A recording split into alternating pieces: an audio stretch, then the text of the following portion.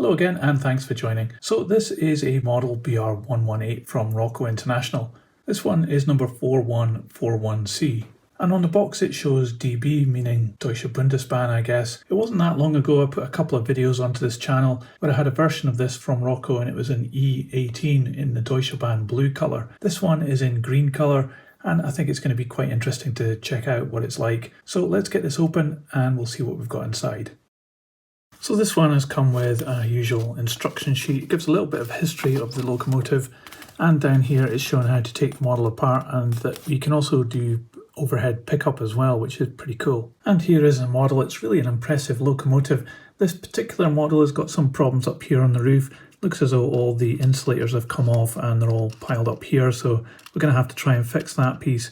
It's good that they're all still there though, or at least I think they are, so hopefully that should be an easy fix.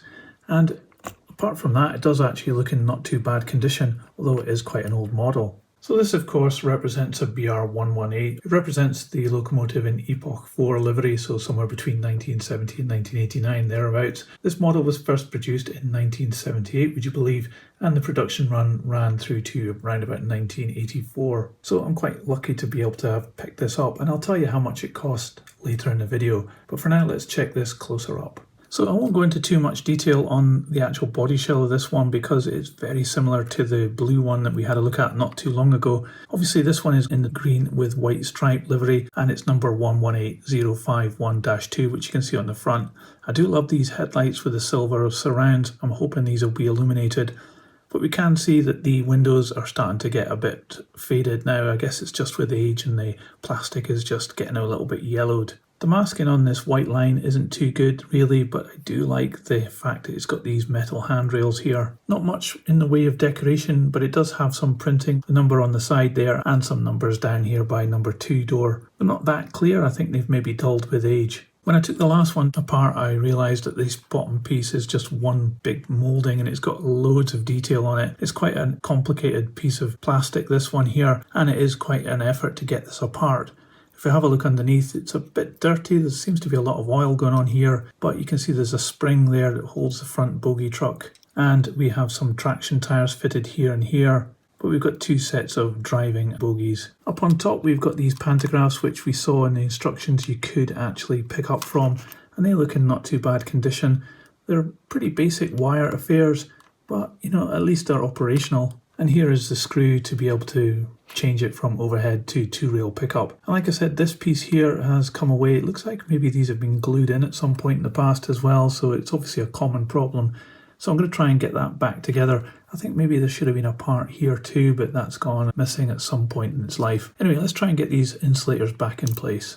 6.5 hours later. Well, I've managed to get the insulators back on there, but I did actually notice we had 2 extra ones on that main cable. But they're actually for this side of the locomotive, here and here. So I've just put them in place. There should be another wire running between these 2, but that's obviously gone missing at some point. The previous owner has just put those insulators onto this wire for the time being, I guess. I've also noticed that we're missing the sides of the pantographs. There should be something attached here and here, and that's the same at this end as well. And we're also missing this here, which I think is a little aerial or something, or a horn or something like that. So there's a few bits and pieces not quite right with this model, but that's to be expected with a really old second-hand model. I'm hoping it's going to run okay, because if it doesn't, it's going to be an absolute nightmare to get this apart and fix it. And it seems to be a common theme with this particular locomotive. I mean, okay, models of electric locomotives can often have lots of problems on their roofs because there's a lot of delicate parts there, but this model seems to be particularly prone to just being a bit annoying. So I'm going to dub this one the Lotus locomotive. So if you've ever owned a Lotus car, you know it's an acronym for lots of trouble, usually serious. And I think this is what this locomotive is as well. Anyway, I'm going to put this on the test track and fingers crossed it will run okay. Let's see what happens.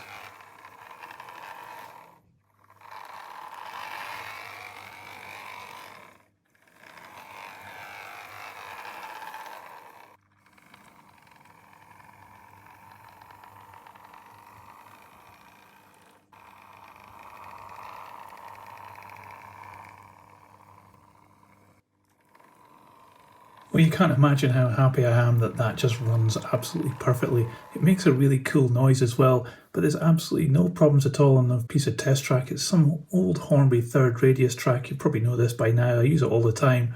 and I was using my H&M controller on 12 volts DC there. So it's a nice little runner, this model, but it's so fragile on the roof, and I think this model is just going to be loads of problems if you decided to buy it. But I'm interested to find out how much it weighs as normal, so let's just put this on the scales and check it out. So this model comes in at 389 grams.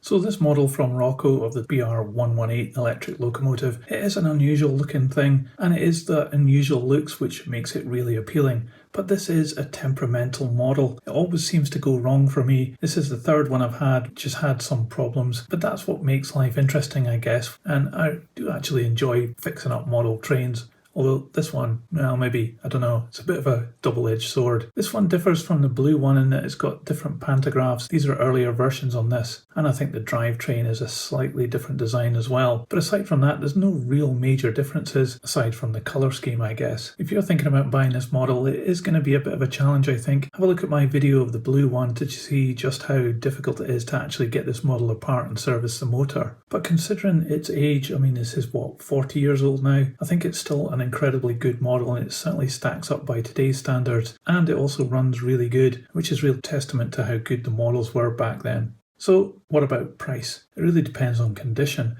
This is a more rarer version, and you could expect to pay anything between maybe £40 right up to maybe about £70 depending on condition. This one actually cost me £45, and I suppose for that price it's not too bad at all. But what do you think about this locomotive? Let me know in the comments below. I'd love to know your thoughts.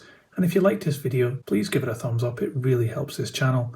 I'll put this on the turntable so you can see all the way around, and another video will appear in a moment. Just click on the icon and I'll see you there. But that's it for this one. Thanks for watching again, and I'll see you on the next one. So model train, model worlds, choo choo, model trains, tiny in tiny worlds, choo choo, model trains, tiny model worlds, choo choo, model trains, tiny in tiny worlds, choo choo.